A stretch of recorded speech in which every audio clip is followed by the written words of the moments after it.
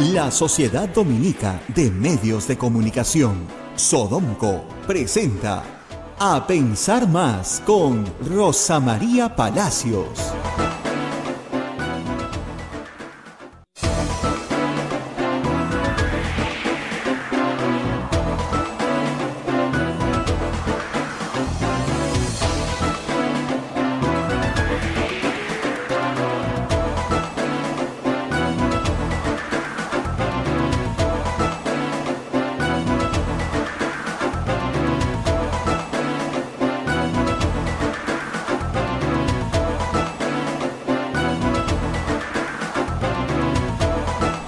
Muy buenos días, señoras, señores, bienvenidos a Pensar Más con Rosa María Palacios a través de las emisoras de la Sociedad Dominica de Medios de Comunicación, Sodomco. Sodomco está integrada por Radio Santa Rosa en Lima, Radio Santo Domingo en Chimbote, Radio San Martín en Arequipa, Radio Ucayali en Cepagua, Radio La Convención en la Quillabamba y Radio Madre de Dios en Puerto Maldonado. Estas son las emisoras dominicas del Perú. Se une otra red de radios amigas en Huánuco, Radio Huánuco, Ayacucho, Radio La Voz de Ayacucho, Puno, Radio Pública, en Ancash, Radio Moro, en Huancayo, Radio Cumbre, en Satipo, Radio Milenio, en Abancay, Radio Estación Solar, Yurimagua, Radio Oriente, Cajamarca, Radio Los Ángeles, Lampa, Radio San Valentín, Cerro de Pasco, Radio Activa, Huanta, Radio Continental y también se une Onda Digital TV, también transmitiendo A Pensar Más. Y AM Tagua nos pone en podcast en todo el Perú y el mundo para que usted pueda estar bien informado. La plataforma móvil de Radio Santa Rosa, el Facebook de Radio Santa Rosa, el Facebook de Radio Quillabamba, transmitiendo en vivo y el canal de YouTube también de Radio Santa Rosa, todo eso a su servicio. Bien, estamos cerrando el mes de agosto, 31 de agosto, y ya estamos con Rosa María Palacios. Rosa María, ¿cómo estás? Muy buenos días. ¿Cómo estás? Muy buenos días. Muy buenos días a toda nuestra audiencia.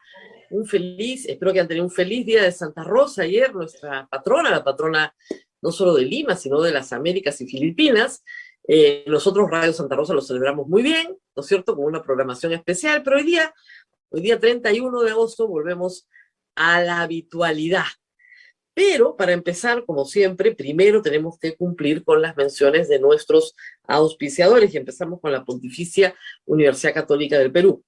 ¿Tu hijo o hija aún no sabe qué carrera estudiar? Podrá explorar sus opciones en el tour vocacional PUC en línea. Participará en talleres y charlas con expertos, clases modelos junto con nuestros profesores y mucho más. Que explore sus opciones y decida su carrera junto con la PUC. Conoce más en tourvocacional.puc.edu.pe. Vamos con las obras de las religiosas dominicas. Hotel La Cuesta de Caima, de la Asociación Santa Catalina de Cena de las Madres del Monasterio de Santa Catalina, es la mejor opción para tu estadía en Arequipa. Lo recaudado por el hotel sostiene las instituciones de apoyo social de las madres, que benefician a niños, niñas, mujeres y adultos mayores en estado de vulnerabilidad. Informes en el Facebook e Instagram del Hotel La Cuesta de Caima, Arequipa. Y también tenemos el Policlínico Ángeles de la Salud. Ofrece servicios de calidad en salud a precios al alcance de todos. Servicio de rayos X, mamografía, laboratorio de análisis clínico, ecografía, coloscopía, endoscopía, colonoscopía, tópico, farmacia y servicio de ambulancia. Contamos con un staff de médicos de alta calidad y modernas instalaciones con todas las normas de bioseguridad. Las madres dominicas del convento de Santa Catalina contribuyen con sus oraciones por la salud física y espiritual de nuestros pacientes. Calle Antero Peralta A10, Urbanización San José, Humacoyo, frente a la Iglesia del Sagrado Corazón de Jesús en Arequipa. Vamos ahora con los colegios dominicos. Colegio Sagrado Corazón Sofiano, 74 años al servicio de la educación en Arequipa, formando integralmente a la niñez y juventud desde la pedagogía de luz y verdad. El proceso de admisión para el año 2022 está abierto. Colegio Sagrado Corazón Sofiano, formamos en luz y verdad. El colegio privado bilingüe Reina de los Ángeles, situado en La Molina, Lima, tiene como meta la educación de las virtudes cristianas para construir una sociedad más humana, más fraterna y más feliz.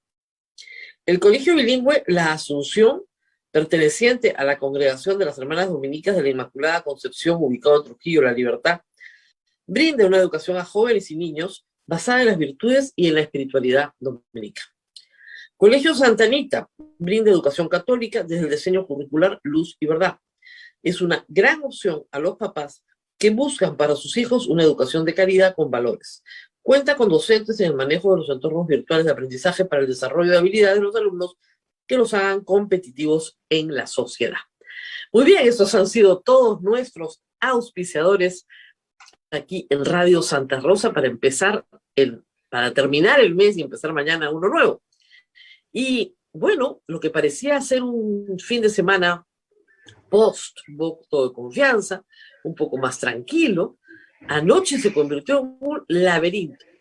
El presidente estuvo en las celebraciones por Santa Rosa, todo muy bien, todo muy formal, simbólico, si quieren. El presidente participa de buen grado en ceremonias protocolares, pero la procesión iba por dentro, de verdad. Claro que no hay procesión ahora, pero iba por dentro. ¿Qué pasó? Vamos a ir por partes para poder revivir estos eventos paso a paso. ¿Ok? Yo no tengo los tweets ahora, pero vamos a tratar de hacer una reconstrucción tuitera, porque todo esto se ha discutido en Twitter, lo cual me parece increíble, pero bueno, así es la política hoy en día. Todo esto se ha ventilado por Twitter. Lo primero es una fotografía. En esta fotografía, tengo acá, vamos a mirar, en esta fotografía de la tarde de ayer, post la misa, ¿no? Ya todo muy bien. El señor Bellido se toma una foto en su despacho con el señor Iber Maraví, ministro de Trabajo. Y dice que la grandeza de los hombres está en su sencillez, ¿no? Una alabanza al señor Iber Maraví en la tarde. Paréntesis, el señor Iber Maraví ha sido identificado en 3 atestados policiales, 2 de los años 80, 81, 82, por hechos de terrorismo perpetrados en Ayacucho, uno del 2004, por un incidente donde se le imputa haber incitado una acción de violencia en el marco de la huelga del CONARE, del cual era dirigente. Muy bien. Ustedes saben que el CONARE es imputado dentro del magisterio como el brazo del Movadef, dentro del magisterio, brazo al cual siempre, ahí está, gracias, ministro Iber Bellido, ministro Iber Maraví por su visita. La grandeza de un hombre está en su sencillez. Estupendo, todo es felicidad. No importa lo que haya pasado, señor Maraví, lo amamos, lo queremos. Usted es un hombre sencillo. Pero claro, parecía que la visita no había sido para alabar solo la sencillez. Entonces, Sudaca, este portal que dirige nuestro buen amigo Juan Carlos Tafur, saca la bomba anoche, la bomba, donde dice claramente, hay una entrevista a Guido Bellido, y Guido Bellido dice: ya le he pedido su renuncia hace algunos minutos, hace rato, dice. Y luego dice, hemos hecho una evaluación del escenario político. Muy bien. Sudaca nos informa, inmediatamente la información es verosímil, viene de una fuente certera, ningún problema, perfecto. Acto seguido, nuestro presidente de facto, Vladimir Cerrón, saca un tuit alabando, ¿no es cierto?, al señor Bellido. Así de frente. Primero reitero, Sudaca, luego Bellido, ¿no es cierto?, felicitando, perdón, luego, recapitulemos, primero la foto de Bellido con Maraví, luego Sudaca diciendo renunció, luego Bellido es felicitado en la cuenta de Cerrón. Cerrón dice, la grandeza de este primer ministro, la derecha no lo pudo doblegar, pero él, ahí está, decisión del primer, me leen la mente en Santa Rosa, decisión del premier Guido Bellido fortalece su liderazgo. Lo que no pudieron por la fuerza algunas bancadas, el premier lo hizo tras la confianza democráticamente delegada. Anunció además cambios en otros ministerios cuestionados. También viene. Una maravilla, o sea, todo arreglado. Vladimir Cerrón habló. El mundo cayó, Vladimir Cerrón habló. Pero ese era el problema, era que el presidente Castillo, que resulta ser el presidente del Perú, por si acaso, si lo han olvidado, no había dicho una palabra. y hasta esta hora, corríjanme si me equivoco, de repente ya dijo algo, no ha dicho nada. Y de acuerdo a nuestra Constitución, los ministros entran y salen con acuerdo entre el presidente del Consejo de Ministros y el presidente del Perú. Y Vladimir Cerrón no es el presidente del Perú. Es Bellido con Castillo. Bueno, a partir de ese momento, y uno ya sospechaba que algo raro pasaba, porque el presidente de la República no decía nada, comenzaron las contradicciones. Y aparece también un tuit del señor Bellido. Aparecen dos. Uno en que dice que va a evaluar todos los ministerios. Empoderado el hombre, ¿eh? Le había salido bien, venía bien, clarito. Y al ratito sale otro donde dice, perdón, quiero aclaremos, que yo he recomendado nomás la renuncia y él ha puesto su cargo a disposición. Miren, los cargos de los ministros siempre están a disposición, porque si no quieres renunciar, te cesan. O una u otra. O sea que siempre estás a disposición. No es que, no voy a poner mi cargo a disposición porque no, yo no voy a poner mi cargo. Sí te cesan. Y conozco ministros cesados, que no quisieron renunciar. Te piden tu renuncia por una cortesía, porque en realidad te están votando. ¿Ok? Muy bien. Puedes irte cortésmente o puedes irte por las malas. Te cesan y se acabó. Entonces el señor Maraví publica él ya en su cuenta de Twitter una carta muy furibunda, hay que decirlo, donde se declara inocente de todo cargo, dice lo que ha repetido varias veces, que no tiene ningún proceso ni ninguna investigación, lo cual es cierto. Ahora, eso no quiere decir que no haya tenido participación en los hechos del 80, 81, 82, porque de eso no habla. Ni tampoco nos cuenta qué pasó con CONAR en el 2004, un sindicato en el que él sí ha participado activamente. Eso no nos cuenta.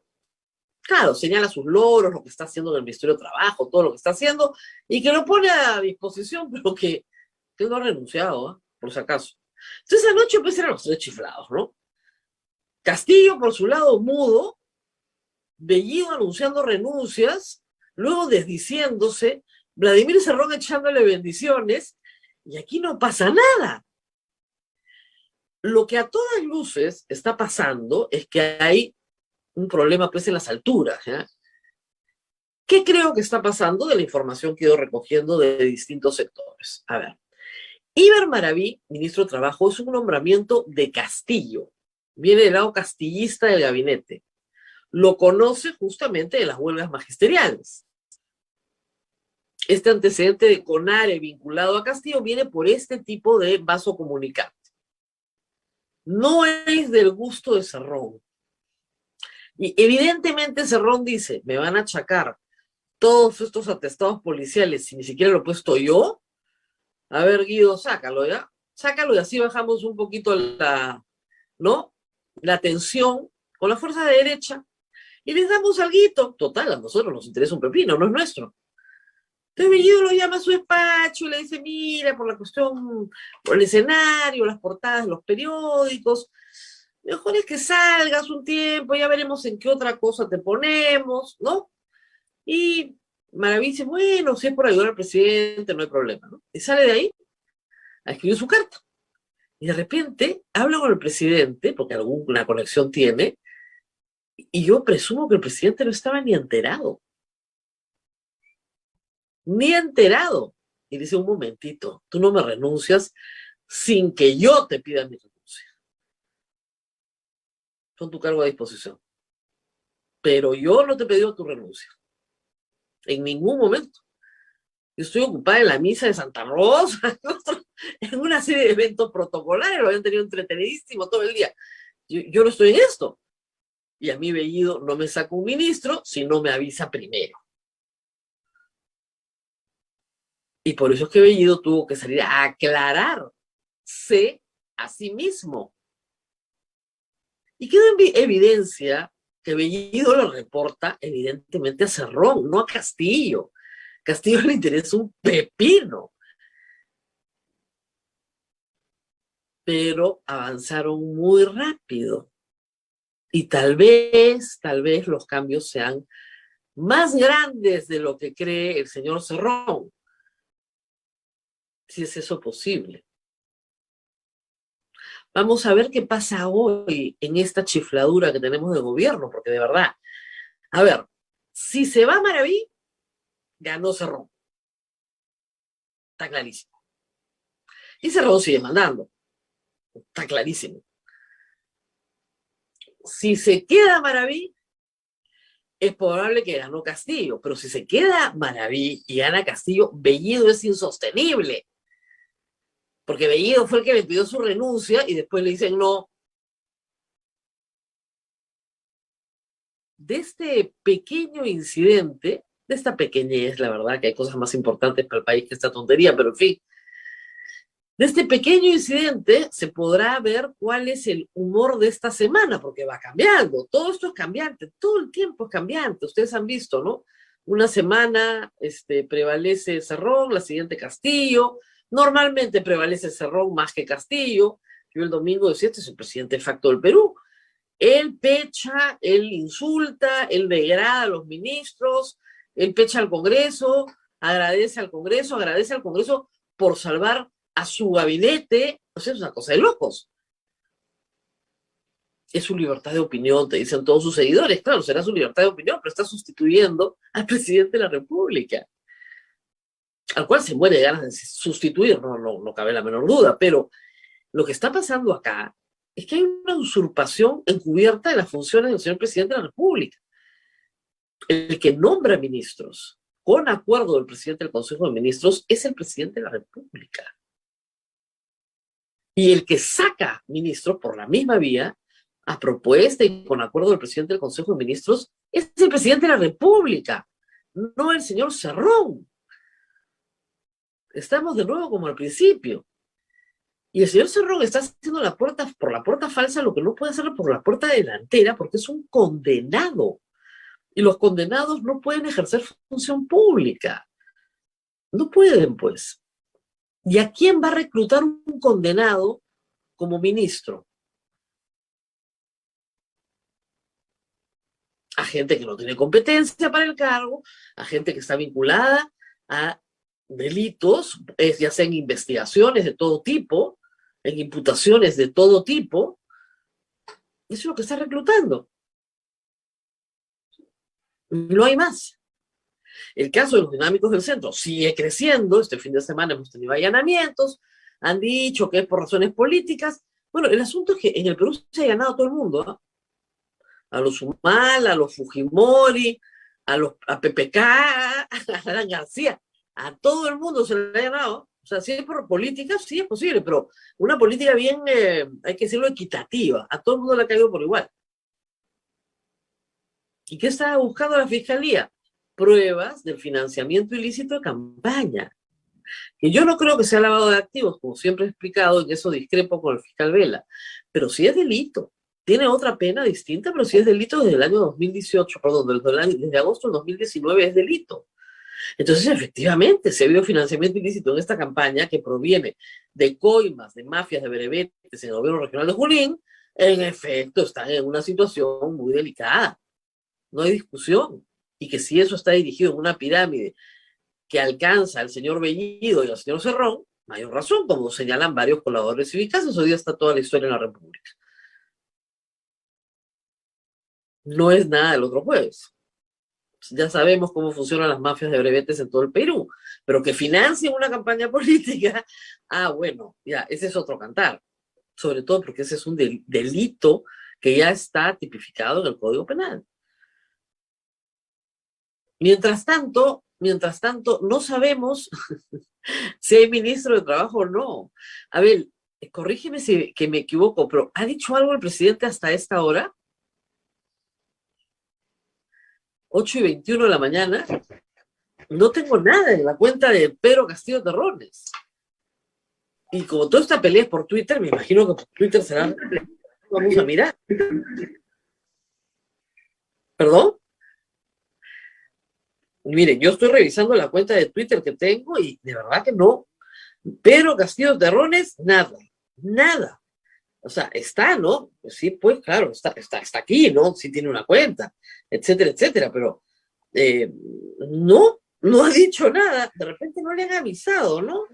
De repente no, señor Pedro Castillo, le contamos que en este tema es importante que usted diga algo, porque Pedro Castillo Terrones es el que nos tiene que decir, qué piensa pues de todo esto, ¿no?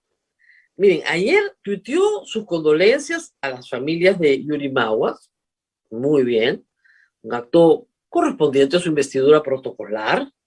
Luego agradeció al personal médico vacunatón, excelente también, protocolar, ese es el anterior, y hace 2 días también un acto protocolar en Tacna, y no hay más, no hay una palabra más de nada, ni respuestas ni nada.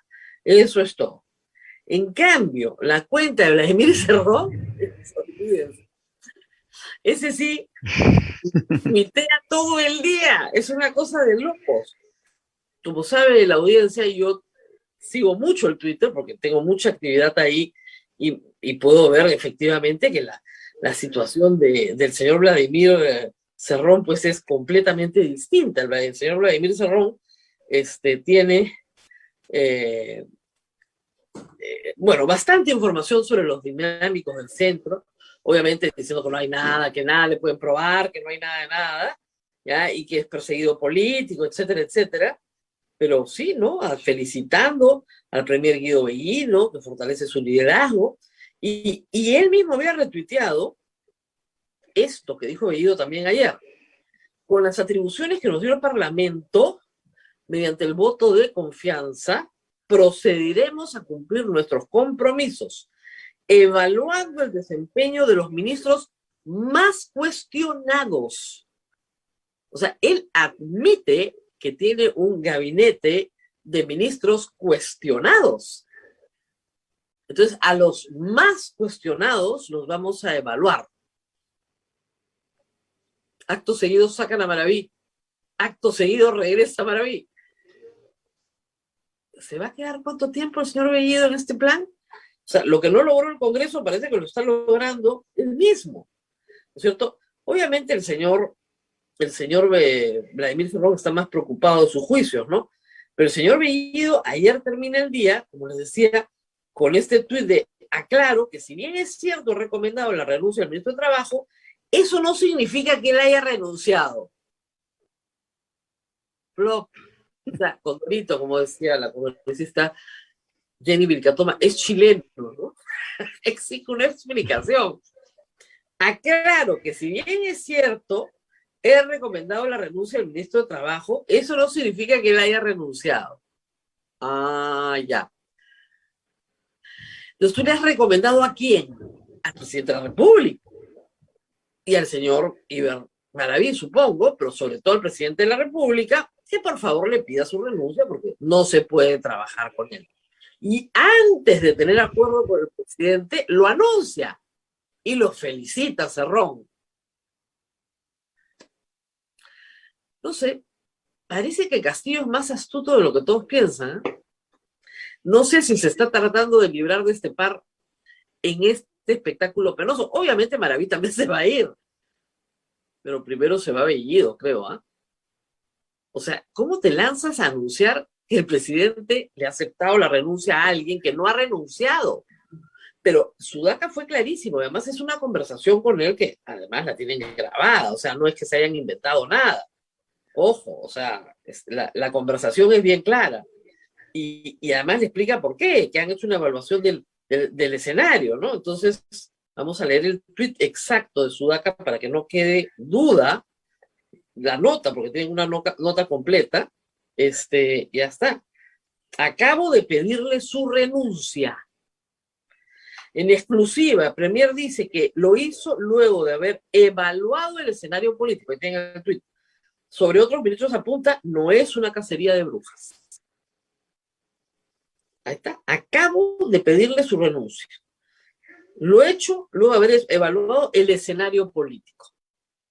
Y le preguntan muy claramente, acá está el diálogo entre el periodista, ¿no es cierto?, entre los periodistas de Sudaca y el señor primer ministro.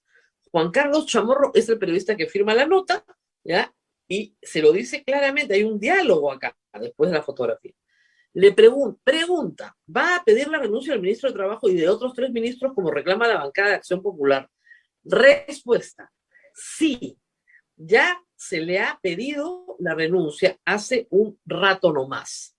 Le ha pedido la renuncia al ministro de Trabajo hoy día, hace unos minutos. He colgado una foto de la reunión con él. ¿A quién más le va a pedir la renuncia aparte del ministro de Trabajo? El día de hoy he convocado al ministro de Trabajo, a nadie más.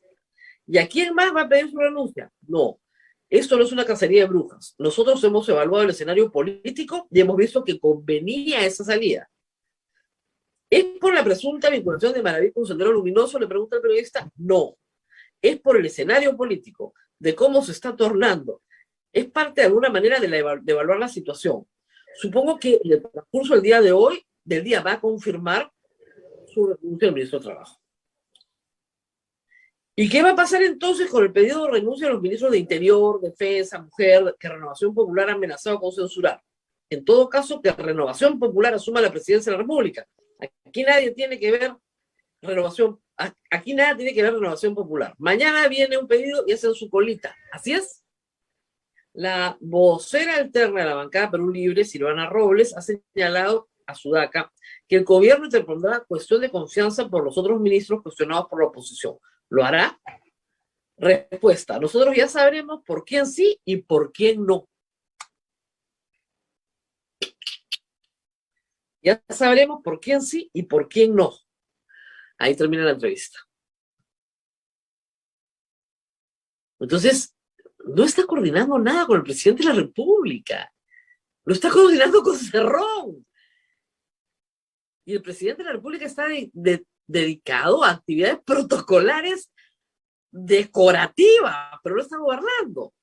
Salvo que haya dicho ya, los voy a dejar hacer, ya. Que salgan ahí nomás, que se muestren. Y cuando menos lo piensan, va a decir, perdón, ¿renuncia? Yo no he pedido ninguna renuncia al señor Maraví. No entiendo por qué el señor Bellido puede tener esa iniciativa si no la ha consultado conmigo. Vamos a ver qué pasa. De repente se va el señor Maraví, el señor Cerrón sigue reinando y se acabó la historia. Pero no se deja de ser curioso todo lo que les he contado, ¿verdad? Muy bien, son las 8:30 y vamos a hacer una pausa, ¿no, Abel? Para regresar para hablar de economía, que a todos nos preocupa. La otra noche salí con Jaime Chincha en su programa Nada está dicho y repetí lo que nos había contado acá Augusto Álvarez. La ira que les dio en Twitter. Uy, a varios que se cuelgan de mí para que los lean. La ira que les dio. ¿Y qué dijimos? ¿Qué dijo Augusto Álvarez? Que el Perú va a crecer este año más de lo que ha crecido en el primer semestre. Es la proyección.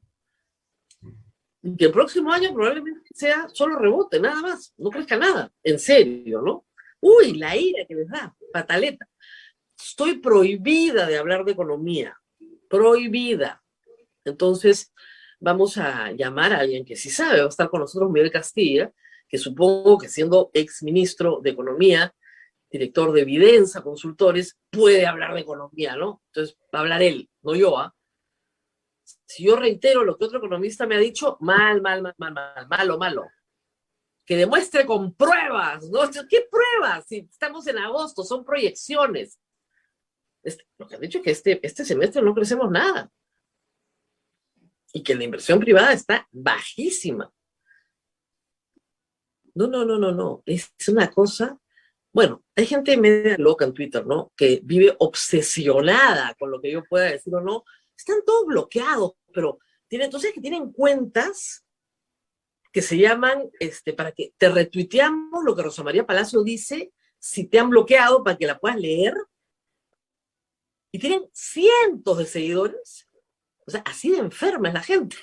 Vamos a la pausa y volvemos a ver. Volvemos, Rosa María. Sodomco, Sociedad Dominica de Medios de Comunicación.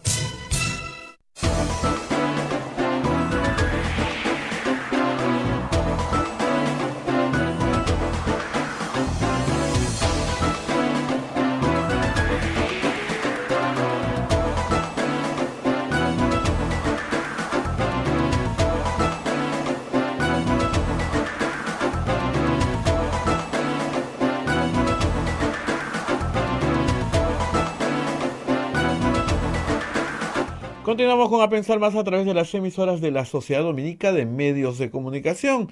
Radio Santa Rosa en Lima, Radio Santo Domingo en Chimbote, Radio San Martín en Arequipa, Radio Veritas Cusco, Radio Cepagua Ucayali, Radio Quillabamba La Convención, Radio Madre de Dios Puerto Maldonado. En Huánuco, Radio Huánuco, Ayacucho, Radio La Voz de Ayacucho, Puno, Radio Pública, Ancash, Radio Moro, Huancayo, Radio Cumbre, Satipo, Radio Milenio, Abancay, Radio Estación Solar, Yurimaguas, Radio Oriente, Cajamarca, Radio Los Ángeles, Lampa, Radio San Valentín, Cerro de Pasco, Radio Activa, Guanta, Radio Continental, AM Tagua nos ponen podcast en todo el Perú y el mundo y también Onda Digital está en esta transmisión. Bien, vamos con Rosa María Palacios que ya nos está esperando con el exministro Miguel Castilla. Adelante, Rosa María. Sí, muy bien, vamos a hablar de economía y está con nosotros el exministro de Economía y Finanzas, Miguel Castilla. Pero antes de empezar la entrevista, tengo un pequeño comercial que repetiré al final de la entrevista para los interesados. Como ustedes saben, Miguel Castilla es director de Vidensa Consultores y están lanzando una iniciativa. Atención, sector público. Atención, señor presidente de la República. Esta puede ser su solución. Se llama Vidensa Escuela de Gestores. Hay una reunión virtual hoy día a las 6 de la tarde, ¿no es cierto?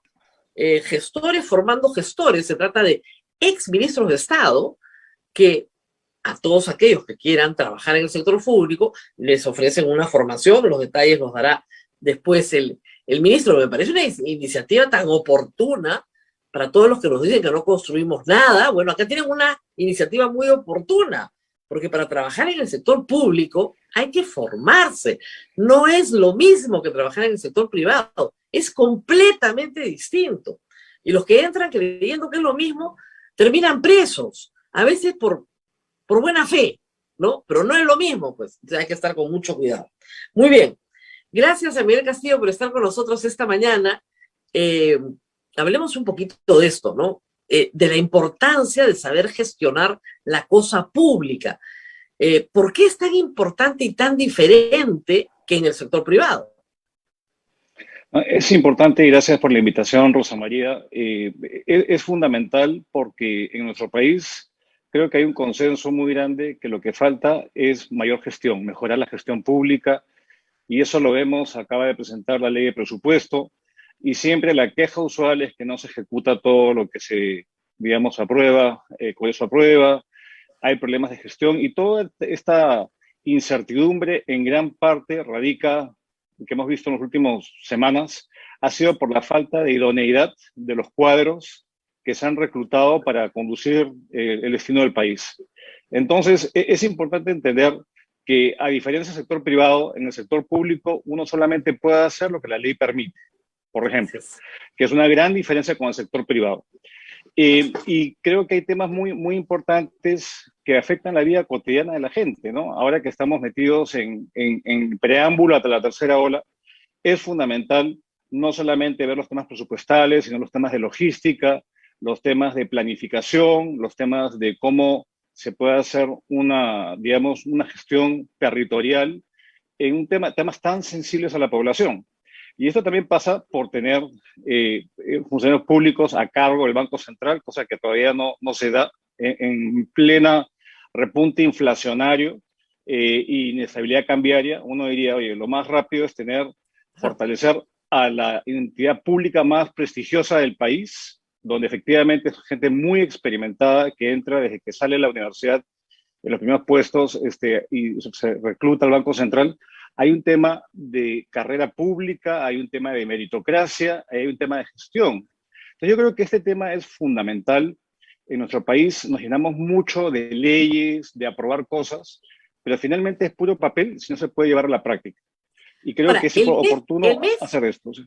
Ahora, el MEF tiene muy buenos funcionarios de carrera y muchos se han quedado y se vienen quedando desde gestiones, digamos, que se pueden remontar hasta hace 20 años atrás. O sea, es decir, el MEF también tiene buena carrera, no tan buena como el BCR es ejemplar, porque tiene escuela, porque los que pasan a la línea de carrera de la escuela son los primeros puestos, etcétera, pero creo que el MEF también tiene por lo menos un poco de línea de carrera. ¿Es así o me equivoco? No es así. Hay funcionarios que están ahí hace 30 años y que son la memoria institucional. La saliente viceministra de Hacienda fue viceministra de Hacienda en la gestión de Sagasti, fue viceministra de Hacienda anteriormente, y es la memoria institucional de lo que hay que hacer, de lo que no hay que hacer. Y creo que eso es muy importante y creo que el ministro Franque y las autoridades hacen bien de retener ese talento. Muchas de las personas que trabajaban conmigo, por ejemplo, hace 10 años en el Ministerio de Economía, siguen trabajando. Y siguen trabajando porque al margen del signo político, de la orientación que haya, hay una continuidad de conceptos básicos. Y yo creo que en el MEF, yo diría que es una cantera importante de funcionarios públicos y de hecho muchos vienen al Banco Central y entran al Ministerio de Economía. Y la idea es que esto sea generalizable a todos los sectores del país. De los sectores con los que usted le tocó tratar, ¿cuáles son los que tienen más déficit de gestión? Bueno, yo creo que los sectores sociales, en particular salud, educación, son sectores digamos, han adolecido de gestión y han ido mejorando en el camino. Yo creo que un sector muy importante, y esto no es por hacer propaganda al pasado, pero muchos de los programas sociales se manejaban con caracteres clientelares, no había una burocracia que manejara el tema social, y se creó el Ministerio de Desarrollo e Inclusión Social, el MIDIS. Carolina Trivelli fue la primera ministra y estableció una tecnocracia social que no había en el país y que más o menos se ha mantenido hasta la fecha. Entonces, creo que eso es un buen ejemplo. Agricultura es un sector muy frágil, por ejemplo. Hay mucha rotación, porque no solamente es un tema de quiénes tienen los mejores o peores cuadros, es que hay una altísima tasa de rotación. Cambian mucho y hay poco incentivo, tanto remunerativo como los pasivos que uno tiene que asumir en la gestión pública. Entonces, creo que más es hacia el lado negativo que al lado positivo. Y si algo se debería hacer en el país es mejorar la calidad de la gestión pública. Por lo tanto, iniciativas como esta y otras que existen son fundamentales, porque si no, digamos, de poco sirve tener recursos, de poco sirve subir los impuestos, como se pretende hacer en algunos casos, si no hay capacidad de gestión. Y esto Ahora, tiene mucho más uno de peor, Rosa María, a nivel de los gobiernos regionales y locales. Ahí hay un drama. ahí quería entrar, porque el presupuesto que se está presentando con una mayor descentralización, que no está mal, en teoría es lo correcto. Teóricamente, el gasto tiene que estar siempre más cerca del ciudadano y es evidente que el alcalde conoce mejor a su comunidad, el provincial a la provincia, el regional a la región, que lo que se puede decir desde Lima. El problema es que la experiencia de los últimos 15 años, lamentablemente, ese gasto ha terminado muchas veces en malas decisiones económicas o en corrupción. ¿Qué podemos hacer frente a eso? Porque este es un gobierno que quiere repartir a regiones, pero se nota en esta iniciativa del MEF un tono bastante clientelista respecto a los gobiernos regionales. Sino yo creo que el tema siempre, cada vez que se presenta la ley de presupuesto, hay esta como que tensión con el Congreso, que el presupuesto es muy centralista. Pero acá creo que antes de entrar a tu pregunta, Rosa María, es que muchos de los recursos que inicialmente se pintan, como se dice en el presupuesto de apertura, luego se transfieren a las regiones, a los gobiernos locales. Hay que acordarse que más o menos 2/3 de la inversión pública en el país o más la llevan a cabo los gobiernos regionales y locales. Entonces, si bien más o menos un 35% aparece en el presupuesto de apertura, al final del año es la mitad. Se acaban dando, digamos, la proporción cambia a la mitad. Los problemas, digamos, de gasto tienden a ser mucho más complejos a nivel subnacional porque por una cantidad de temas. Yo diría que uno tiene que ver con competencias que se han dado sin tener las capacidades, que ha sido lo que nos ha perseguido los últimos 20 años, desde que se dio la descentralización. Lo segundo tiene que ver con la altísima rotación de autoridades que hay. Cada 4 años se elige a un nuevo alcalde, a un nuevo gobernador, cambian todos los cuadros. Lo tercero tiene que ver que cuando se hacen los exámenes mínimos de competencias, la mitad lo jalan. Digamos, Servir hizo una encuesta hace un par de años y menos del 50% pasaban el examen mínimo de cómo se hace un presupuesto, de cómo se gestiona la inversión pública. Y a esto se añade un último y muy penoso tema, que es la opacidad y la falta de transparencia especialmente cuando se manejan recursos que se consideran propios. El ejemplo típico es el canon. Yo transfiero canon, entonces la Constitución te dice, el canon es casi como propiedad exclusiva de los gobiernos nacionales, y lo que esto da es como derechos adquiridos, y yo hago lo que yo quiero. Yo hago la placita chica, yo hago la piscina temperada, y no resuelvo las brechas y la calidad de vida de la población. Entonces yo creo que es una reforma muy grande de gestión y también de repensar los roles que tienen, digamos, los distintos niveles de gobierno, porque lo que tenemos hoy día es que en mi criterio, mucho del descontento se atribuye justamente a la incapacidad de los gobiernos de dar servicios de calidad, de educación, de salud a la gente, y la gente está molesta y con justa razón, ¿no? Ahora, vamos a las perspectivas económicas. Yo comentaba antes de presentarlo que parece que estoy prohibida de hablar de economía, ¿eh? Por lo menos en Twitter me linchan si hablo de economía, así que lo tenemos que invitar a usted y a otras personas, porque decir que las perspectivas económicas son malas es pecado, pero la verdad es que son malas, pues, ¿qué puedo hacer yo? O son buenas, estoy completamente equivocada y vamos a un franco crecimiento este año y el próximo año va a ser la muerte. Bueno, ¿cuál es la verdad? A ver, la verdad es que estamos ante la posibilidad de entrar a 5 años perdidos nuevamente. Y a veces uno se confunde con este año, que es un año de rebote, es un año donde, digamos, vamos a crecer 10%, sí. Y es porque el primer semestre crecimos 20%, porque había una recuperación estadística y porque el mundo está ayudando. El precio de los commodities está altísimo, las tasas de interés siguen bajas, hay recursos en el mundo buscando dónde invertirse. Pero esto, lamentablemente, ha sufrido un parón a partir del cambio de gobierno y a partir de las elecciones, la segunda vuelta, donde ha habido una paralización total, ¿no? El MEF estima para el próximo año un crecimiento de 4,8 y es un crecimiento bastante elevado porque no parecía haber, no habría claridad cuál sería el motor de ese crecimiento. La inversión privada, que es tan importante en nuestro país, se encuentra básicamente paralizada. Y a mí no me sorprendería que entráramos en terreno negativo el año entrante, porque muchas decisiones han sido paradas.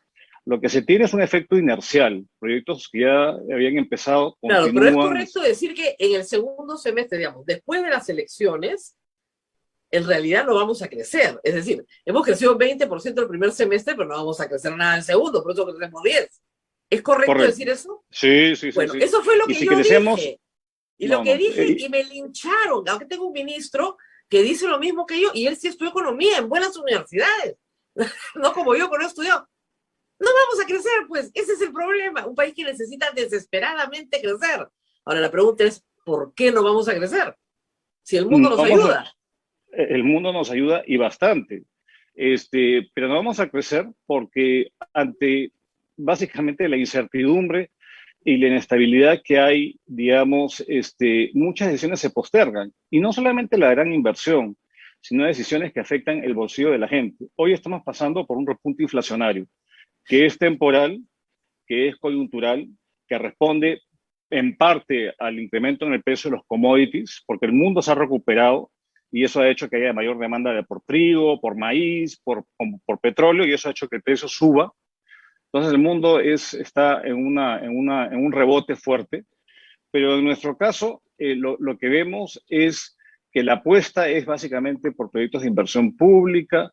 Vemos que los proyectos mineros que estaban por entrar la están pensando ahorita 2 veces porque hay una incertidumbre con respecto a cuál va a ser el marco tributario, cuál van a ser, digamos, las reglas del juego. La famosa constituyente ataca, digamos, es parte es como lo más importante que hace que muchos posterguen decisiones. Si no sabes si vas a tener seguridad jurídica en el país, el artículo 62 de la Constitución. Si no sabes si vas a competir a igual de condiciones o va a haber empresas públicas que van ahora a tener un rol preponderante. Si no sabes cuál va a ser digamos, el marco jurídico, digamos, de acá a los siguientes años, uno no invierte. Y la verdad que la velocidad con la cual responde la inversión privada es muy rápida. Digamos, las decisiones se postergan muy, muy rápidamente. A mí me tocó hablar con muchísimos inversionistas de afuera y tratando de entender lo que pasa en el país. y si es que hay que darle un beneficio de la duda. Yo creo que el beneficio de la duda se le da al MEF y al Banco Central porque tienen capacidad de manejo macroeconómico. Pero el problema que se ve son los problemas microeconómicos que hay y regulatorios. La prima de riesgo regulatorio en el país se ha incrementado de manera exponencial. Y hoy día, ante esa posibilidad, se va a invertir pues a otro lado. A ver, ministro, para que sí. entienda la gente, ¿qué cosa es una prima de riesgo regulatorio? Una prima de riesgo regulatorio es cuando uno va a invertir, uno tiene que ver si es que efectivamente cuál va a ser, digamos, cuán predecible es el ambiente de negocios, cuán predecible es el marco tributario. Si las leyes laborales, las leyes en general en el país se van a mantener estables o van a cambiar. Si es que hay algún riesgo de confiscación, si es que hay algún riesgo, digamos, Claro. de que te cambien en la estructura. Claro, y las empresas normalmente toman seguros frente a eso, ¿no es cierto? Correcto. Entonces, no hay riesgos políticos para expropiación, hay para riesgos solamente de mercado, riesgos cambiarios, riesgos de tasa de interés. No hay muchos seguros para el riesgo regulatorio, lamentablemente. Si lo hubieran, la prima sería, digamos, impagable. impagable, claro, Pero pues. como justamente no hay esos seguros, ante enfrentar esa posibilidad, digamos, de invertir y perder, digamos, todos esos recursos, básicamente lo que se dice es que el riesgo regulatorio se ha incrementado. Claro. El riesgo de pago, lo que mide, por ejemplo, la calificación crediticia del país, el famoso rating, es la capacidad de pago del país. ¿Ya? Es el MEF, puede honrar el servicio de la deuda, y en eso generalmente no hay mucha duda, por la fortaleza que tenemos de hace muchos años. Cuando uno habla de riesgo político, es el riesgo de expropiación. Pero cuando uno habla del riesgo regulatorio, es que las reglas del juego cambien.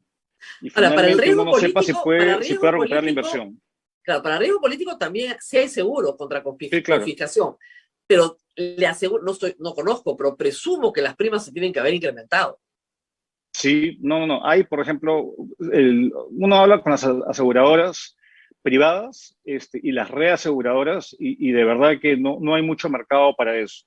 Uno tiene que ir como a entidades tipo el Banco Mundial, hay una entidad que se llama el MIGA, que es una que tiende a asegurar el riesgo político, que es el riesgo de expropiación, o el riesgo que a lo mejor yo tengo una inversión y no me dejan repatriar, digamos, sacar mis dividendos, porque ponen controles de cambios, y hay seguros para eso. Pero créeme que hoy en día eso o se ha cortado la disponibilidad o lo hace impagable, en tal sentido ya no existe esa posibilidad de acceder a ese seguro.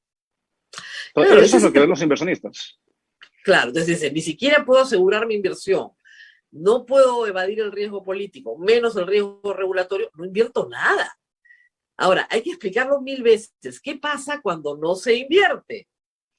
Lo que no se invierte, no se produce y no se genera empleo, porque finalmente en el país el problema que tenemos es un problema de falta de empleo y falta de empleo de calidad.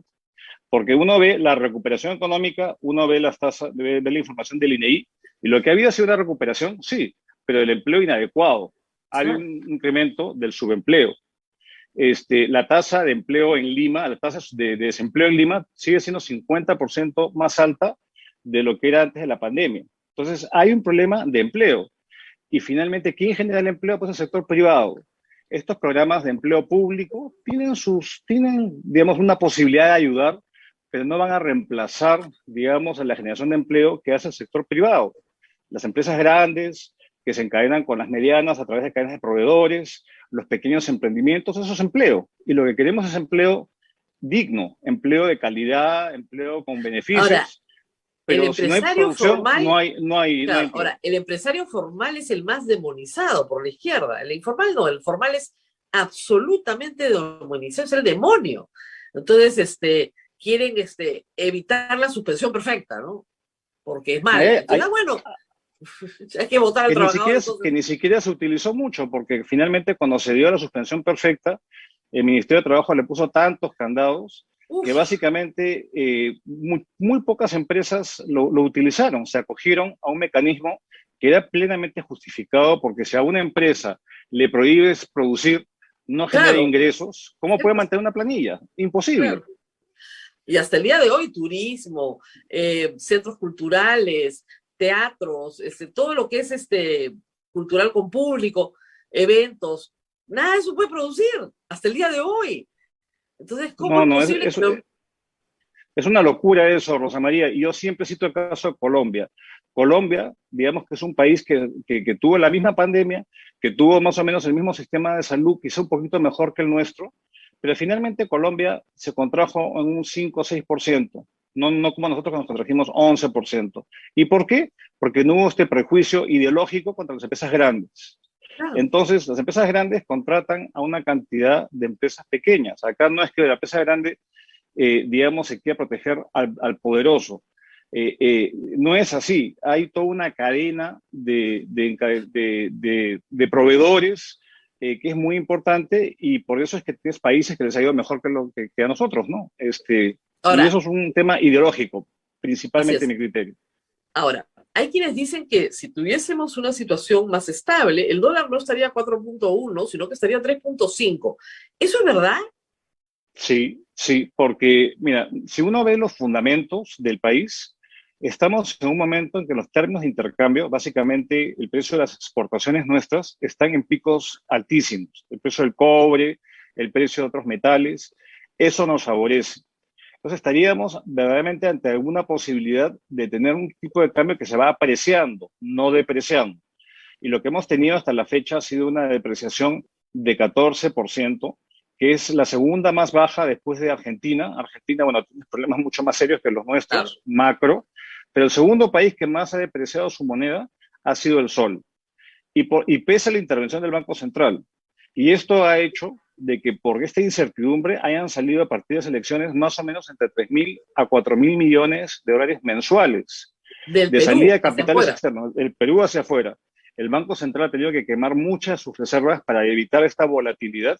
Y acá un dato interesante, Rosa María, es que cuando uno habla de la inflación, y es una inflación que efectivamente está afectando, uno tiene dos motivos. El tema del incremento en los precios de los commodities, del trigo, del maíz, el precio del pollo, etcétera, que es importante, pero un 40% del incremento de la inflación se debe a la depreciación, a la devaluación, un 40%.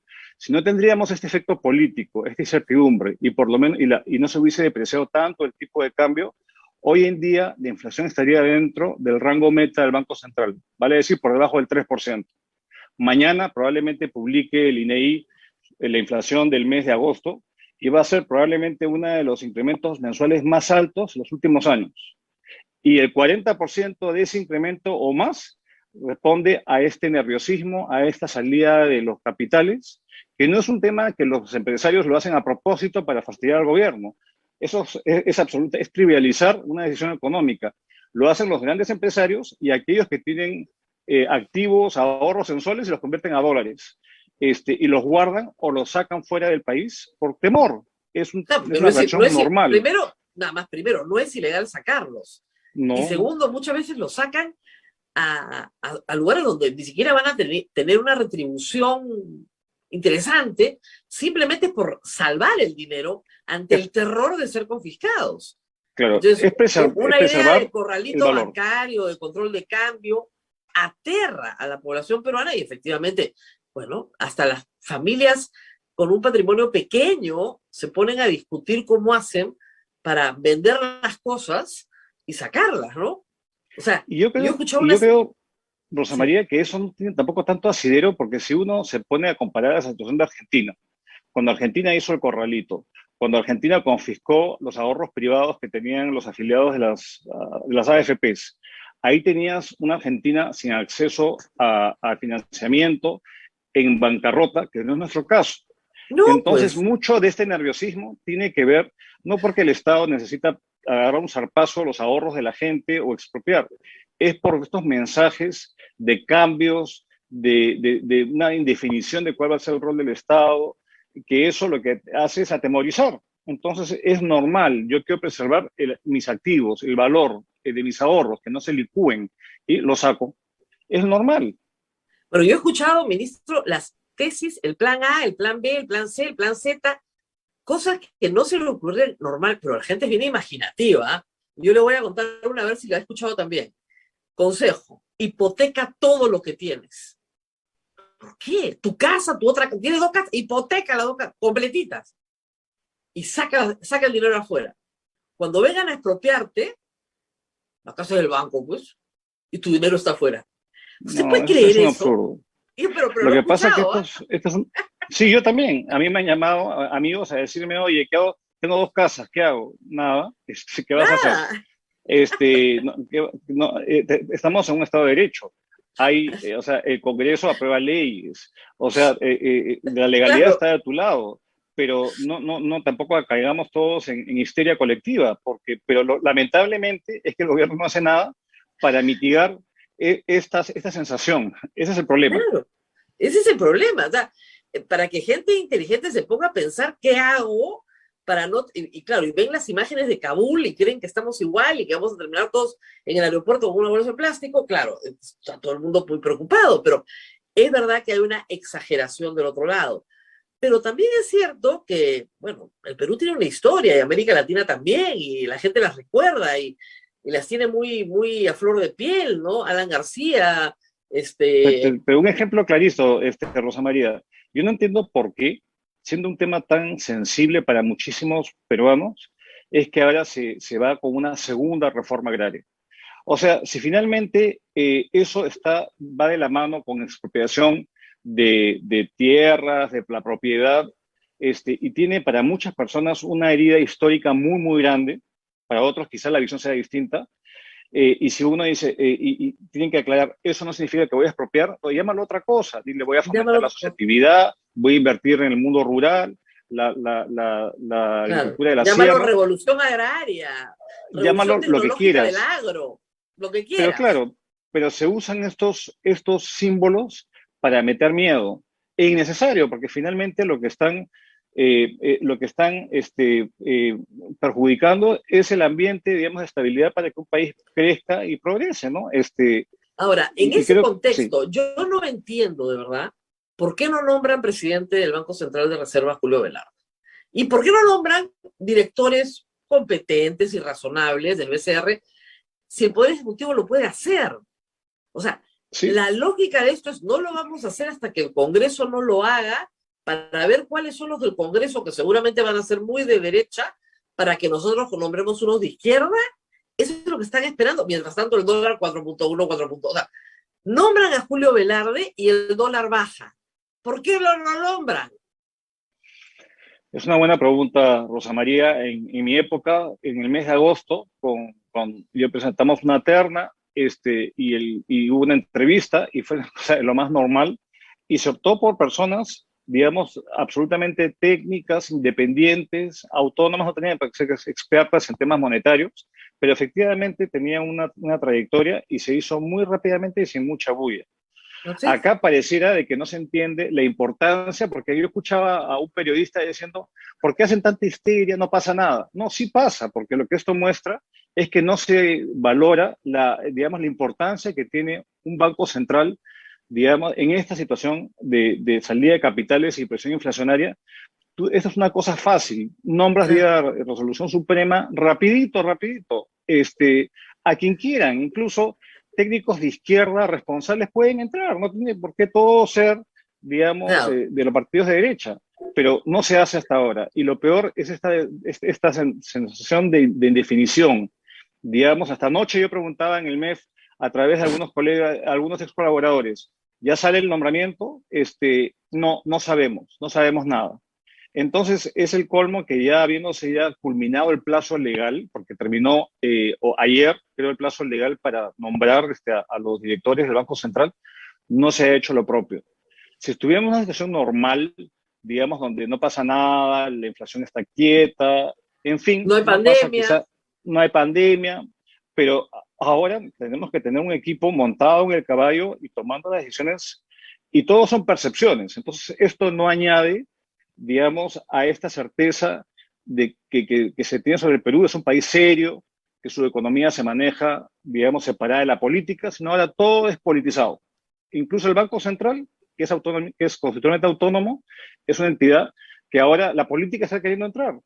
y eso no le hace bien, digamos, porque finalmente, ¿qué cosa es el mandato del Banco Central?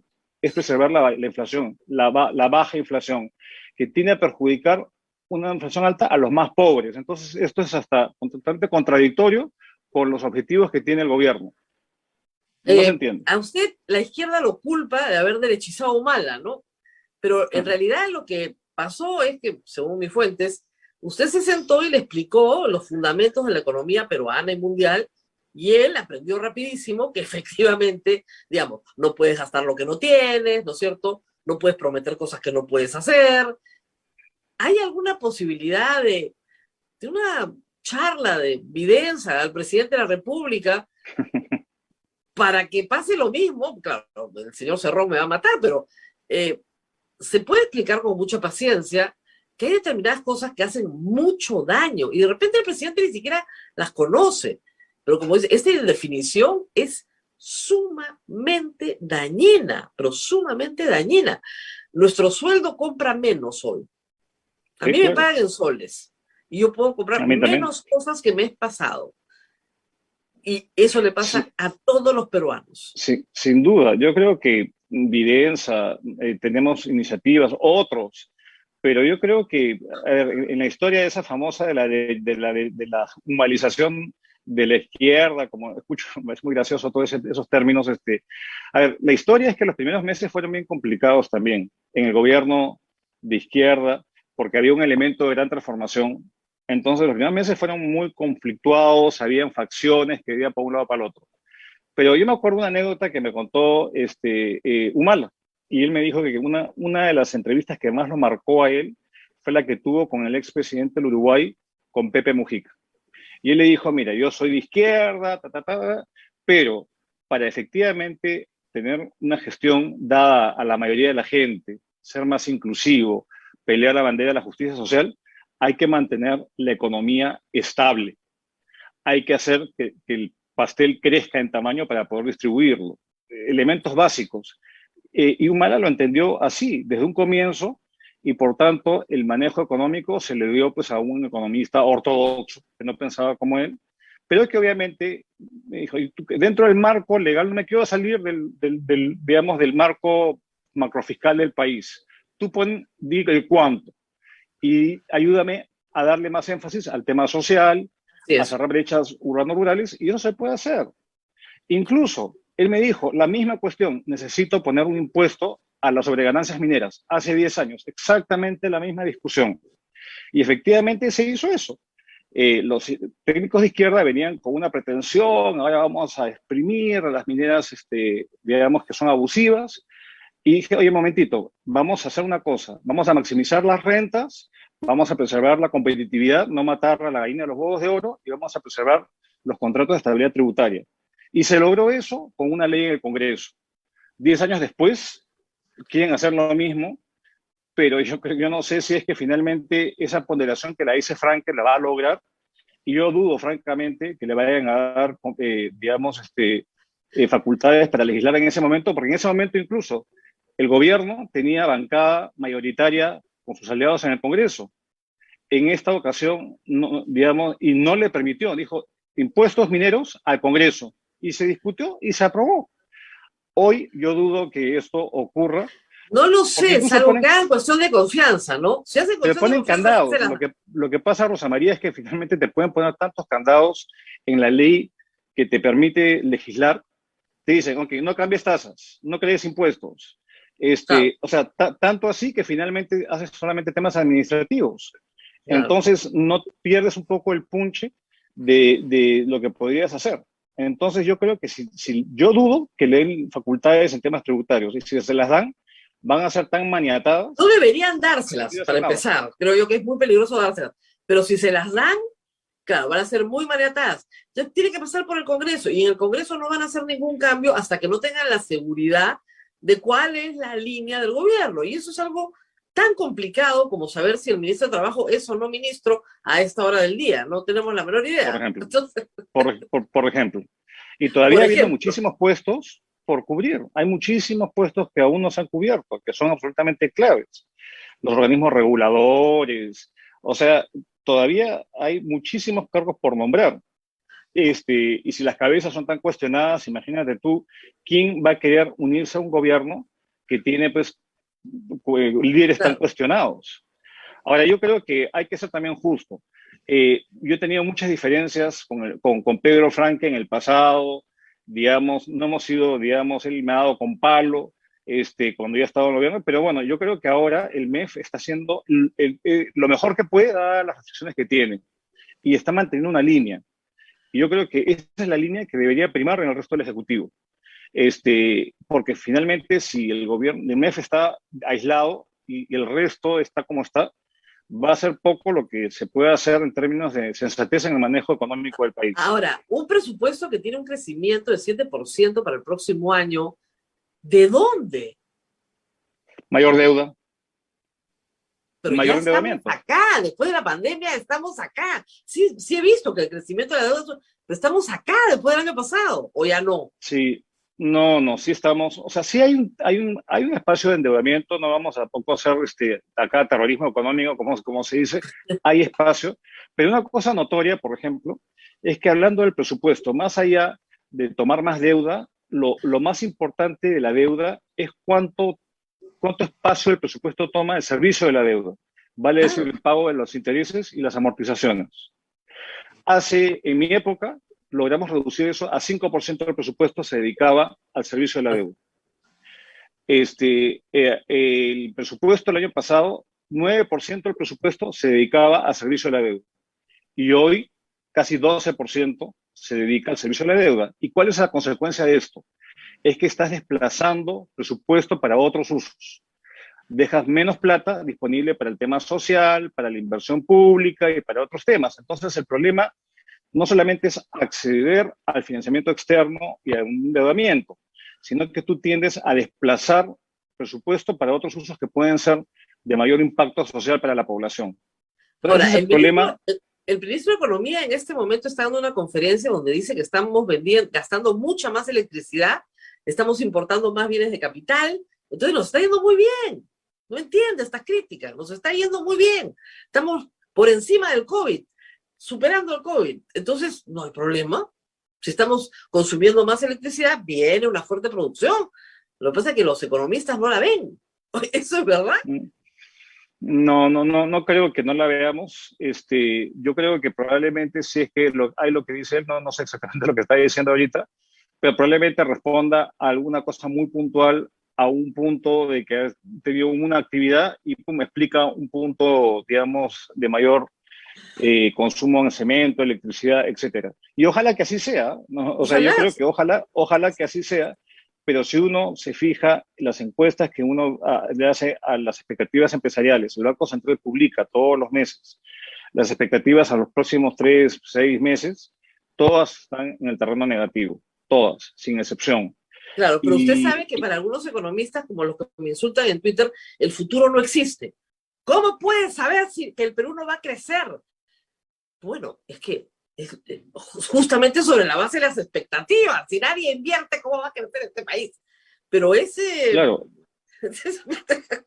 y o el obviamente consumo el también MEF también proyecta. y el consumo se resiente, no solamente es la inversión, el Claro. consumo se resiente. Si tú tienes menor poder adquisitivo porque tienes una mayor inflación o has perdido tu trabajo, también el consumo se tiende a crecer menos. Entonces, no nos engañemos, o sea, estamos en una situación en la cual tenemos la posibilidad, ojalá, de enrumbarnos y crecer a 5 o 6%, pero el crecimiento que el marco macroeconómico multianual plantea, que es un crecimiento de 4% los próximos 4 años, digamos, es una cosa irreal. Rosa María, los 5 años previos a la pandemia, crecimos 2,9%, 3%. No había pandemia, no había tal nivel de problema, había una cierta línea, 3%, ¿eh? 5 años previos a la pandemia. Ahora decir que vamos a crecer 4 y pico es de alguna forma engañar a la población, porque uno no se cree, si es que las proyecciones no son creíbles, de poco sirven.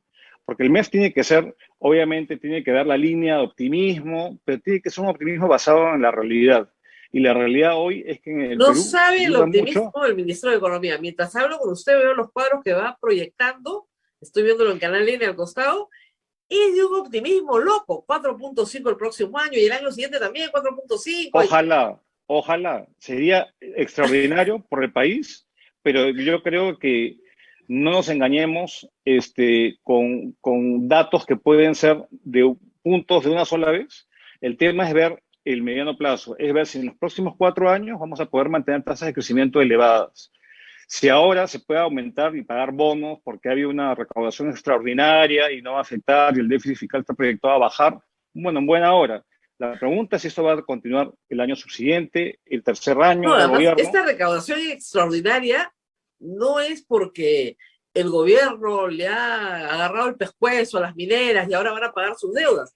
Están pagando Falso. bajo protesta para que no se les convierta en una bola de Correcto. nieve aprovechando el precio del dólar. Pero Claro. todititas se van a ir al CIADI, van a judicializar, se van a ir al CIADI y van a reclamarle al Perú y eso va a tener que ser devuelto. Sí. Más que Sí, seguro. por supuesto que sí, esa es una decisión financiera de las empresas que han aprovechado que pueden endeudarse en dólares para pagar, porque fraccionar deuda tributaria en el país es muy costoso, pagas 12% de intereses. Entonces, aquí, si puedes acceder a financiamiento más barato, ¿por qué lo harías? Claro. Entonces, eso es lo que están haciendo, pero van a reclamar Sí. en organismos internacionales y es posible que ganen. Es posible que ganen. Sí. Yo siempre digo a la gente, no son deudas, son contingencias tributarias que todavía no están definidas. Entonces, es algo así como, yo creo que tú me debes. Ah, bueno, yo te pago, pero lo va a definir después un tribunal. No importa, yo me lo gasto nomás, no pasa nada. Me lo tiro todo y 5 años después o 10 años después, cuando vienen a cobrarme, eso le cobran a otro, a mí qué me importa. Ese es el problema de estas deudas tributarias. Pero que hay que Y en estar todo caso, claro, y en todo caso, si tú tienes un ingreso extraordinario, bueno, pues comienzas a reponer tu fondo de ahorro, tu fondo de estabilización, y lo tienes ahí, porque hoy día ya nos hemos roto la chanchita y ya no tenemos ahorro público, se gastó todo. Entonces, si pasara otra crisis o un terremoto, Dios nos libre, o cualquier cosa, bueno, ¿de dónde vamos a agarrar? No hay deuda. Entonces, creo que hay que manejar la economía con un poquito más de sensatez y no con un cortoplacismo, digamos, porque eso finalmente tiende a pasar una factura dura a la población. Ahora, yo le deseo el mejor de los éxitos. Si el equipo es un equipo bueno, el que está en el Ministerio de Economía, el nuevo viceministro es una persona que viene de la línea, muy respetado, funcionario público, o sea, han tenido el criterio de llevar a gente buena y mantener a la gente que está ahí en cargos que conocen el quehacer. La cuestión es que ojalá que la política no se Claro, porque mire, sobreponga y no se imponga, tenemos de ¿no? la campaña, sobre todo en la primera vuelta, después se abandonó un poco el discurso, esta idea de que el peruano que paga 30% impuesto a la renta, en realidad está pagando poco, tiene que pagar 70% y el Estado llevarse eso y para personas queda el 30%. Y se refería a grandes empresas, pero puede extrapolarlo al universo de contribuyentes. Es decir, a usted y a mí, nosotros pagamos 30% de impuesto a la renta porque llegamos muy rápido a la tasa más alta, pero para personas jurídicas también. Entonces, uno se pone a pensar que si, a ver, si esa es la línea de pensamiento del presidente de la República, pues estamos perdidos. O sea, no hay país del mundo cuya economía aguante una tasa de impuesto a la renta del 70%. Eso es un disparate. Pero ganó las elecciones, o sea que alguien le debe creer. Bueno, además es una tesis del señor Cerrón que está en el diario Programa respecto a toda la explotación minera. 70% para el Estado, 30% para la empresa. ¿En qué país del mundo? Nunca he visto una cosa igual. Pero, Sí, ¿qué hacemos frente a eso? es que informarnos para empezar, porque el sector minero, por ejemplo, para un ejemplo, paga el impuesto a la renta, paga las regalías, paga impuesto a los dividendos, paga utilidades a los trabajadores, digamos, distribución de... Entonces, y el impuesto especial sumando, a la minería. claro, el impuesto especial a las mineras no estabilizadas y el gravamen a las estabilizadas, ¿ya? Y llega fácil al 60%. Y el resto, mucho se reinvierte y se queda en el país. Y también en una economía abierta, tú tienes el derecho de llevarte tus dividendos si tú así lo decides. Pero no es cierto de que se llevan el 70%, eso es falso, es absolutamente falso. Eso es una mentira y hay que, digamos, decirlo con claridad. y que hayan habido exoneraciones tributarias u otro tipo de facilidades, bueno, pues que las revisen. Pero yo creo que engañar a la gente de esa forma es populismo efectista puro y duro. Y efectivamente esto es lo que desalienta la inversión, pues, porque finalmente no Claro, sabes si porque te ya, van a clavar una claro, después se tasa asustan, expropiatoria. claro, después se asustan y no lo repiten, pero ya lo dejaron sobre la mesa. Entonces, Correcto. las personas comienzan digamos, a cultivar su miedo sobre la base de lo que escuchan. Y puede ser que ya no lo hayan dicho en la segunda vuelta, pero sí lo dijeron. Y No, no, por supuesto. ese es un problema que afecta a la gente, o sea, afecta a la gente común y corriente. Y por más que Pedro Franque haga rondas con banqueros, les explique que todo sigue igual, que no van a expropiar nada, claro, sale alguien y dice, vamos a mejorar la recaudación tributaria, y la gente se pone lacia, porque lo primero que piensa es en lo que le dijeron en campaña. No piensa en una mejor administración de la SUNAT, ¿no? O no piensa en una recomposición del Tribunal Fiscal. Piensa en que le van a subir sus impuestos. Ese es el problema. No, no, ciertamente, y la economía se basa en expectativas. Yo creo que eso es algo que los políticos no entienden. Yo No recuerdo entiendo. cuando yo conversaba también y hablaba con el gobierno en el cual participé y decía, presidente, esto puede deteriorar la confianza empresarial. Me dice, ¿la confianza? ¿Qué es eso? No lo entiendo, la confianza. Oye, pero la confianza es algo básico. La inflación básicamente se determina con inflación esperada, las expectativas inflacionarias. Las decisiones de inversión se basan en las expectativas de largo plazo de cuál va a ser el marco regulatorio, o sea, todo funciona así. Entonces, nada, Mire, y por ejemplo, desde la decisión económica, desde las el decisiones caso del económicas más Premier, que el Premier no haya pequeñas. mencionado la Asamblea Constituyente en el curso de investidura, o sea, que no chupamos el dedo, o sea, porque no lo haya mencionado, en el discurso no significa que no continúen con el proyecto de hacerlo. Entonces, No, no, Cerrón publica fotos todos los días de acá recogiendo firmas para la Asamblea Constituyente. Entonces, claro, además, hasta las decisiones más pequeñas, yo siempre le digo a la gente, a ver, quiero hacer un negocio. Ya, en la informalidad, olvídense de la formalidad, ¿ya? Y voy a hacer unas chompas para vender, ¿ya?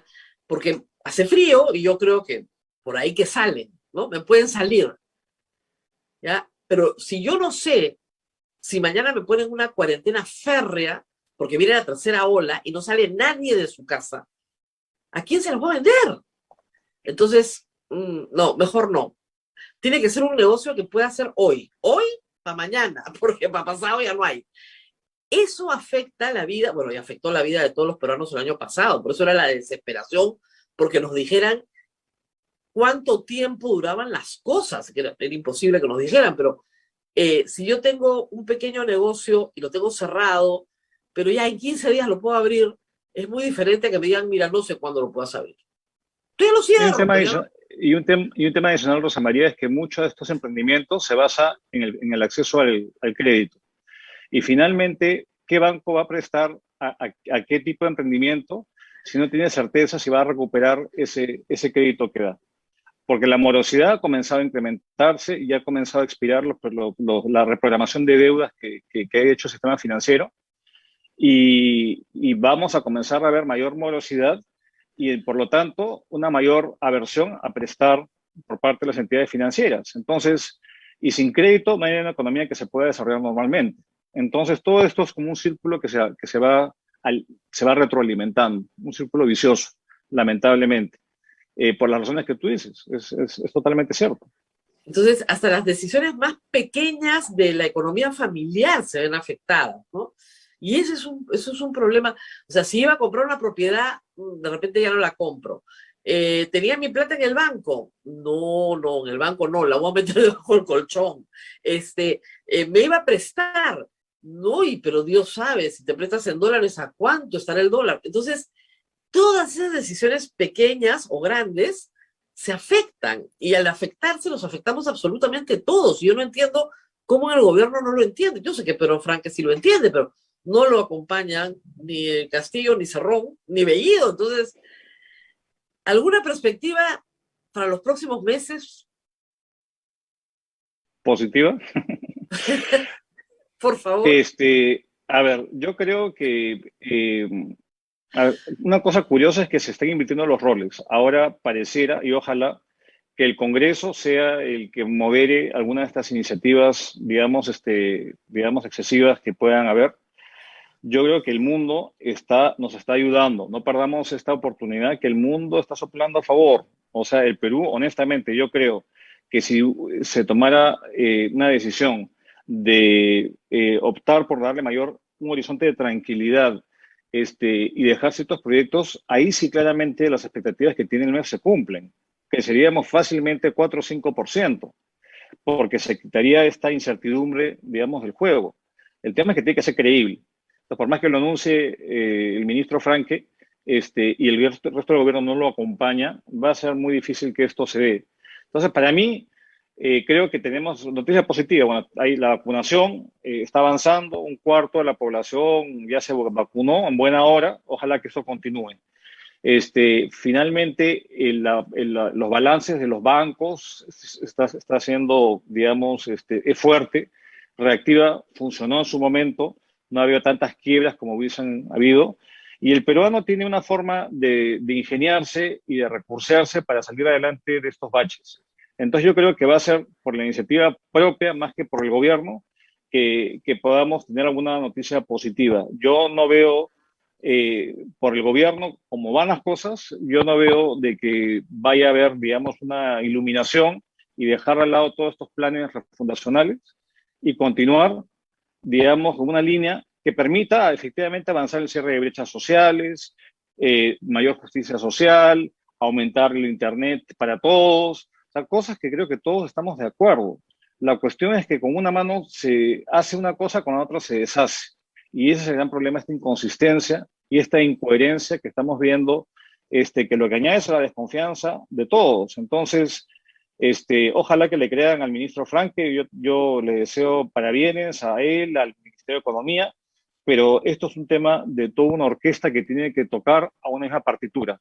Y lo que estamos viendo es mucha desafinación y vemos que en sectores que son tan claves como sector de trabajo y sectores de infraestructura y muchos otros ministerios están en manos que no son las adecuadas. Por lo tanto, yo creo que ahí sería resetear, ojalá, y pensar de que sin economía, una buena economía, ningún proyecto es viable. La economía es absolutamente factor fundamental para que la gente cambie su apoyo. Si ven que los que han apoyado al gobierno ven que su economía se va a deteriorar y pese a tener bonos y mayor preferencias públicas, digamos, el apoyo se va a ir diluyendo. Claro, y Entonces, además la con un economía bono, es fundamental. además nadie vive con 700 soles. Puedes vivir con 700 soles una familia pobre un mes y después, al mes siguiente, no te van a dar 700 Por, soles de nuevo. Correcto. Necesitas trabajo. ¿No? Lo que la gente necesita es Trabajo. trabajo. Sin duda trabajo, y el sector público no puede ser el que resuelva todos los problemas ahora. Es imposible. No hay una economía de que tenga un sector público preponderante en la generación de riqueza, digamos, ¿no? En nuestro caso, nuestra propia elección, nuestra propia historia nos debe dar lecciones importantes, porque parece que nos hemos olvidado. Pero incluso países que están acá, aquí cito nomás, ¿no? El Ecuador, ahora en plan de ajuste, la Argentina, que con las justas puede renegociar su deuda que estaba en default con sus acreedores, y ni hablar de Venezuela, y el famoso experimento boliviano digamos, es una cuestión, es una ficción, porque depende de contratos que ha negociado Bolivia de venta de gas a Brasil, a la Argentina, depende del precio de la soya, se cae eso y la economía boliviana hace caput. Entonces yo creo que hay que ser realistas y hay que ser reales con lo que estamos haciendo. No podemos jugar con fuego, Rosa María, y eso es lo que parece ser que se está haciendo algunos predios del gobierno, que ojalá lo entiendan. La población quiere estabilidad, quiere trabajo, quiere tranquilidad y lamentablemente mucho de eso no se está consiguiendo hasta la fecha, en el primer mes de gobierno. Imagínate cómo será el siguiente y los siguientes. Imagínate. Bueno, muy bien. Muchísimas gracias a Miguel Castilla por haber estado con nosotros. No se olviden, él es director de Evidenza Consultores, que está lanzando hoy a las 6 de la tarde una charla informativa para la Escuela de Gestores, una escuela justamente para formar gente que quiere trabajar en el sector público. ¿A dónde se enganchan? ¿En Facebook, en Twitter? ¿Por dónde entran? Yo creo que lo más fácil, y agradeciéndoles por la oportunidad, es Vidensa, Escuela de Gestores, congrega a especialistas, a exministros de distintos gobiernos, distintas ramas. Está el exministro Ugarte, está Don Gese, Yanis Seinfeld, mucha gente con mucha experiencia pública. Si uno pone Vidensa, Escuela de Gestores, buscas en Twitter, en Facebook, en LinkedIn, un search rapidito y va a salir exactamente el link para poder inscribirse a la charla informativa. Van a haber becas, y esto está dirigido a mejorar la capacitación y las capacidades en políticas públicas, en comunicación política, en gestión de la salud, y en muchos otros ámbitos que creo que es importante ahora fortalecer las capacidades de los funcionarios públicos actuales y aquellos que quieran entrar a la función pública. Nos parece que es súper importante no solamente estar en el plan de criticones, sino proponiendo ideas, pero también acciones concretas que mejoren la calidad del funcionamiento del Estado peruano. No, y si es para funcionarios actuales, mejor, porque también siempre están buscando oportunidades de capacitación y no hay muchas, así que es muy bueno ponerse en contacto con exministros para aprender de sus experiencias. Vidensa, muchas gracias, Rosa María. Escuela de Gestores, muy bien. Muchas gracias por haber estado con nosotros, ministro, y nos tenemos que despedir, a ver, porque yo tengo otro programa. Sí, y tenemos que saber si el presidente ha dicho algo o no ha dicho algo de Iber Maraví. ¿Ha dicho algo o no ha dicho algo? Hasta el momento estamos controlando acá absolutamente nada. De nada. Hasta muy el bien, momento muchas gracias nada. A todos.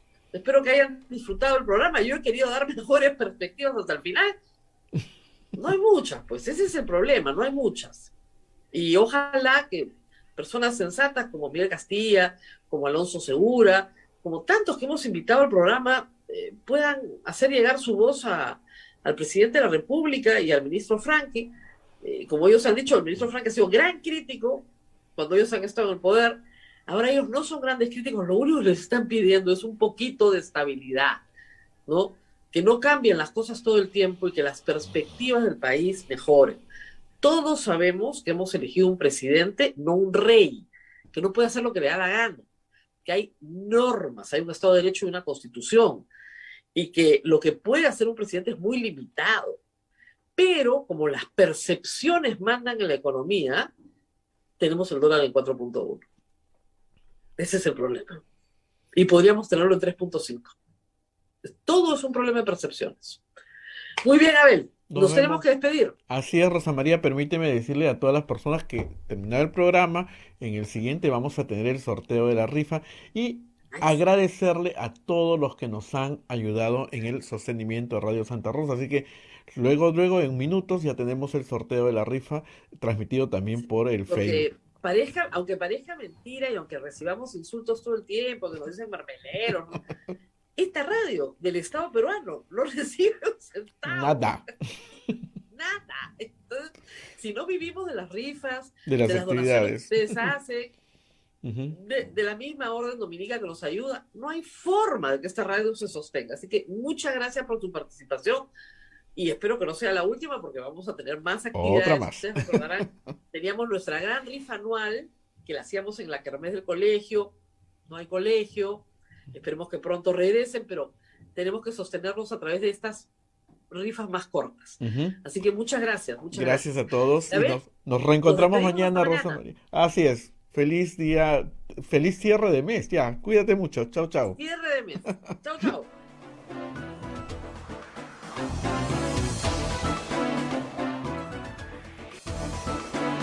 Hasta aquí, A Pensar Más con Rosa María Palacios.